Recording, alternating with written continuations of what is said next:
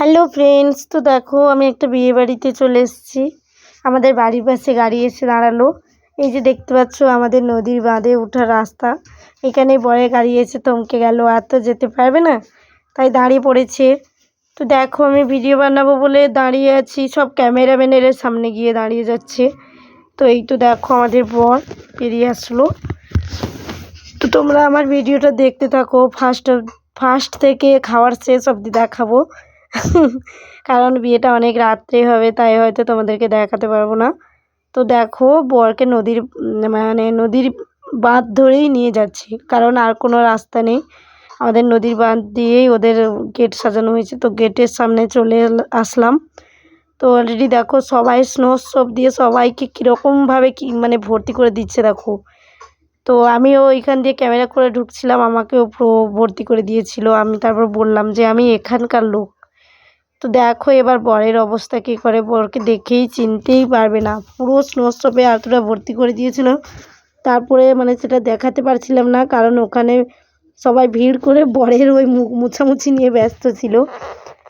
তো ক্যামেরাম্যানেরাও ভিডিও করতে চারেনি, তারা বলছিল যে নাকি ভিডিওর মধ্যে ফোন দেখা গেলে কোনো প্রবলেম হবে নাকি কী সব বলছিল জানি না। তো মোটামুটি যতটুকু ভিডিও করতে পেরেছি ততটুকুই দেখাবো। তো চলে এলাম কনের রুমে। কনে তখন একা বসেছিল, ভিডিও করব বলে চলে এসেছিলাম। তো দেখো এই হচ্ছে আমাদের আজকের বিয়ের কনে। তো দেখো, তো বর চলে আসার পরে বরণ করে তোলার পরে এখানে সবাই শালার বউ যারা ছিল তারা সবাই আনন্দে নাচানাচি করছিল, এবং মেয়ের বান্ধবীও অনেকে ছিল। সবাই মিলে মোটামুটি খুব মজা করছিল, খুব আনন্দ করছিল। কারণ আমাদের গ্রামের দিকে এরকম বিয়ে সাধারণত হয় না। গ্রামের মানুষ তো জানো কেমন, সেরকমভাবেই হয়। কিন্তু এই বিয়েটা একটু অন্যরকম। সবাই মিলে খুব মজা করছে, ভীষণ ভালো লাগছে সবাইকে দেখতে। তো দেখো সবাই মিলে খুব মজা করছে। এই ছিল হচ্ছে মেয়ের ভাইয়ের বউ। এই যে মেয়েটা দেখতে পাচ্ছ, দুটোই ভাইয়ের বউ, একটা কাকার বৌমা আর একটা নিজের ভাইয়ের বউ। দুজনে খুব মজা করছিল বরের সঙ্গে। তো দেখতে থাকো, তোমরা কেমন লাগে অবশ্যই জানাবে, ঠিক আছে? আমার ভিডিওগুলো তোমাদের কেমন লাগে অবশ্যই কমেন্ট করে জানাবে, এবং একটু বেশি বেশি করে শেয়ার করে দেবে, কারণ তোমার মতো আরও অনেকে যেন আমার ভিডিওগুলো দেখতে পায় বা দেখার সুযোগ করে দেবে তোমরা, ঠিক আছে? তো বেশি বেশি করে শেয়ার করে দেবে, এবং ভালো লাগলে অবশ্যই কমেন্টে জানাবে, এবং নতুন হলে অবশ্যই চ্যানেলটা সাবস্ক্রাইব করে রাখবে। তো দেখতে থাকো কি হয়। তো এখানে সবাই খুব মজা করছে, কারণ গ্রামের দিকে এরকম তো হয় না। তো তাই তারা খুব মজা করছে, খুব নাচানাচি করছে, এবং নিজেদের মধ্যে খুব আনন্দ করছে। দেখতেও ভীষণ ভালো লাগছে। আর আমি কি বলবো, তোমাদেরকে অনেক কিছু দেখাতেই পারিনি, যেমন ফুচকা স্টল, কফি স্টল, চায়ের স্টল আর পকোড়া ছিল। কারণ ওই জায়গাটায় এতটা ভিড় ছিল, জায়গাটা এতটা সংকট ছিল, তোমাদেরকে দেখাতেই পারিনি, কারণ খাবো না দেখাবো। তো এখানে দেখো এই হচ্ছে অলরেডি আমাদের বর বসে গেছে, আর পাশে মেয়েটা যে বসে আছে ও নাকি বরের দিদি বলেছিল, বাট আমি ঠিক জানি না।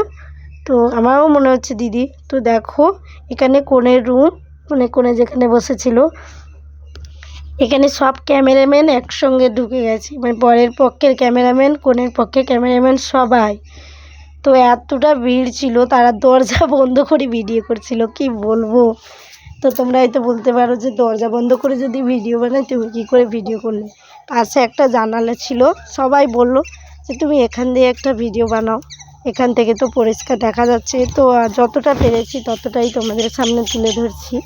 তো কি বলবো, আর ভিতরে তো ঢুকতেই পারলাম না, বাইরে থেকেই ভিডিওটা বানাচ্ছি।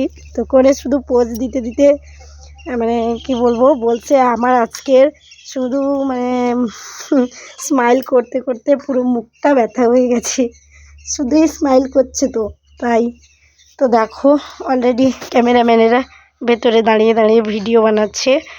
তো কোনেও সেইভাবে পোজ দিচ্ছে, ভিডিও বানাচ্ছে। তো আমি বাইরে থেকে ভিডিওগুলো করছিলাম। তো ভিডিও করার পরে দেখো আমরা একটু ফটোশ্যুট করতে চলে এলাম, দাঁড়িয়ে দাঁড়িয়ে একটু ফটো তুলে নিলাম। তো তারপরে চলে যাব। এই যে দেখো এবার বরকে ঠকানোর জন্য চলে এসছে। বরের বাড়ির লোকেরা তো কিছুতেই ঠকাতে দেবে না, এই গ্লাসে হাত দেয়, ওই গ্লাসে হাত দেয়, ওই করছে এই করছে। তো সবাই মিলে ঠকানোর জন্য, এরা ঠকানোর জন্য ব্যস্ত আর ওরা মানে কোনটা কোন গ্লাস দেখার জন্য ব্যস্ত। এটা একটা আনন্দের বিষয়। তো কি বলবো, জানি না শেষ অবধি ঠকাতে পেরেছি কি না, কারণ আমি শেষ অবধি ওখানে আর দাঁড়াতে পারিনি, চলে এসেছি। তো দেখো আবার ভিডিও শ্যুটের কাছেই চলে আসলাম।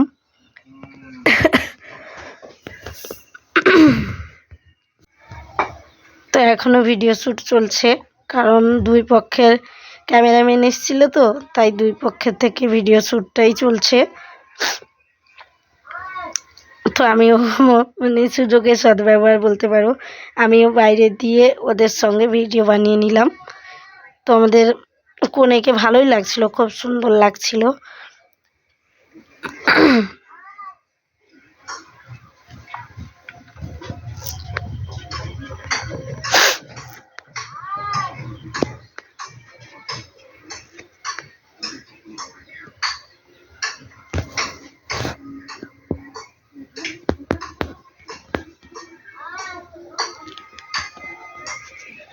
তো তারপরে দেখো আমি কনের একটা স্পেশালভাবে ভিডিও করেছিলাম।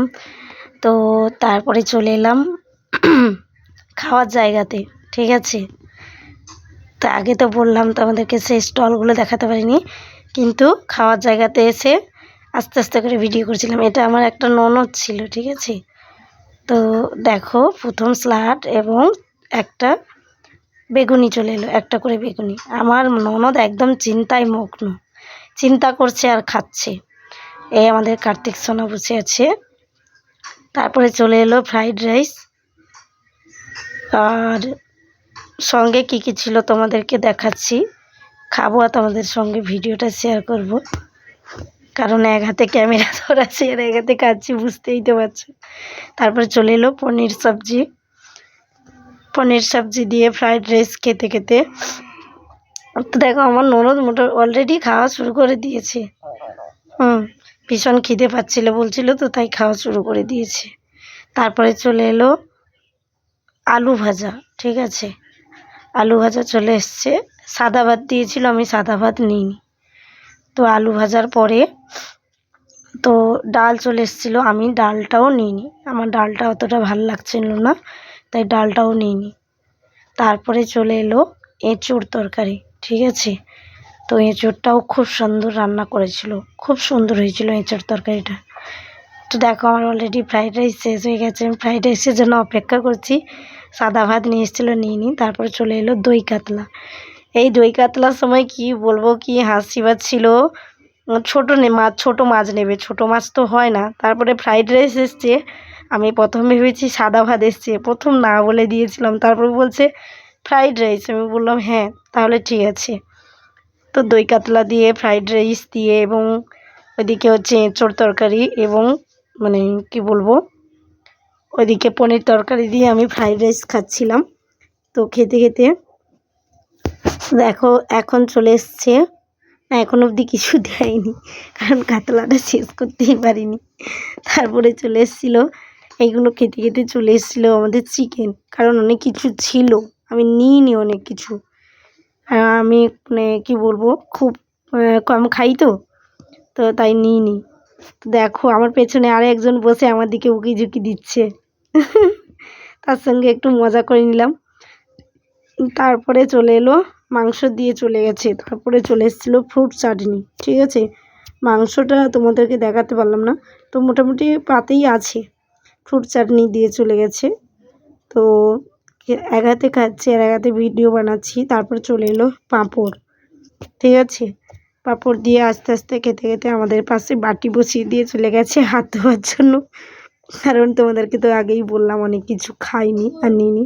তারপর চলে এলো দই, তারপরে চলে এলো মানে ওইটাকে কি বলে, জোয়ান বলে, তাই তো। তারপরে খাওয়া শেষে আমার ননদ একটু ফটো তুলে নিচ্ছিল, বলছিল বৌদি ভাই গোটা কয়েক ফটো তুলে নাও আমার। তো তারপর দেখো দই আর জোয়ান প্যাকেটটা নিয়ে এবার আমাদের ওঠার পালা, কারণ হাত মুখ ধুয়ে নিয়েছি। তো চলো টাটা, কি বলবো আর তোমাদেরকে, অনেক রাত্রি হয়ে গেছে, এবার বাড়ি যেতে হবে, না হলে মা ধরে মারবে। তো চলো সবাইকে টাটা।